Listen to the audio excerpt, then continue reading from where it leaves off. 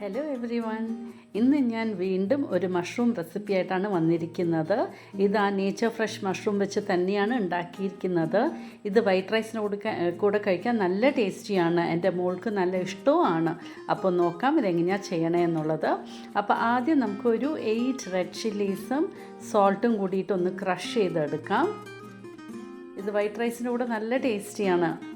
പിന്നെ ഇതിൻ്റെ കൂടെ ഒരു 15 to 18 നമ്മുടെ ചെറിയ ഉള്ളിയും പിന്നെ ഒരു 4 വെളുത്തുള്ളിയും കൂടിയിട്ട് അതും കൂടെ ഒന്ന് കോഴ്സ്ലി ഗ്രൈൻഡ് ചെയ്തെടുക്കാം.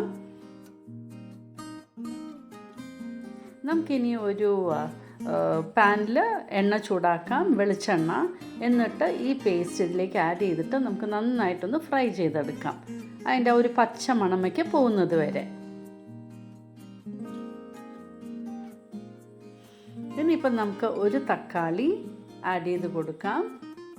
എന്നിട്ട് ഇത് നന്നായിട്ട് നമുക്ക് ഇളക്കി കൊടുക്കണം, തക്കാളി ഒന്ന് സോഫ്റ്റായിട്ട് വരുന്നവരെ. ഈസിയാണ് ഈ കറി ചെയ്യാനായിട്ട്.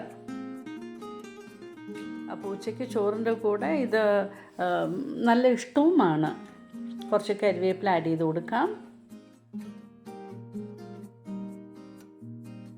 ഇത് നമുക്ക് കിട്ടിയ ആ മഷ്റൂം വെച്ചിട്ട് തന്നെയാണ് ഞാൻ ഫ്രൈയും ഉണ്ടാക്കി. ഇപ്പോൾ ദാ ഈ ഗ്രേവി, ഇതിൻ്റെ കൂടെ കുറച്ചൊരു വെള്ളം, നമ്മുടെ മിക്സി പാത്രത്തിലെ ആ വെള്ളം തന്നെ എടുത്താൽ മതി.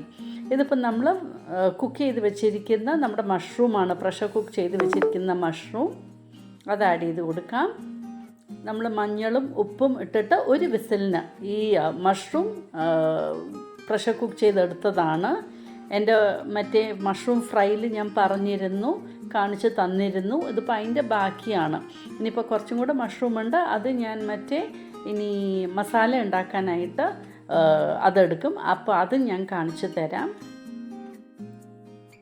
അപ്പോൾ നെസസറി സോൾട്ടും ആഡ് ചെയ്തിട്ട് നന്നായിട്ടൊന്ന് ഇളക്കി കൊടുക്കുക, നന്നായിട്ട്. അപ്പോൾ നമ്മുടെ മഷ്റൂം ഓൾറെഡി വെന്തിട്ടുണ്ട്. ഇനിയിപ്പോൾ മസാലയിലും ഒന്ന് വെന്ത് വന്നോളും. ഇതപ്പോൾ ഗ്രേവി റെഡി ആയിട്ടുണ്ട്.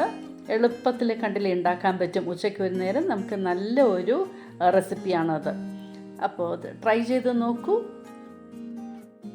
എൻ്റെ യൂട്യൂബ് ചാനൽ സബ്സ്ക്രൈബ് ചെയ്യാനും ബെൽ ബട്ടൺ പ്രസ് ചെയ്യാനും ലൈക്ക് ചെയ്യാനും ഷെയർ ചെയ്യാനും മറക്കരുത്.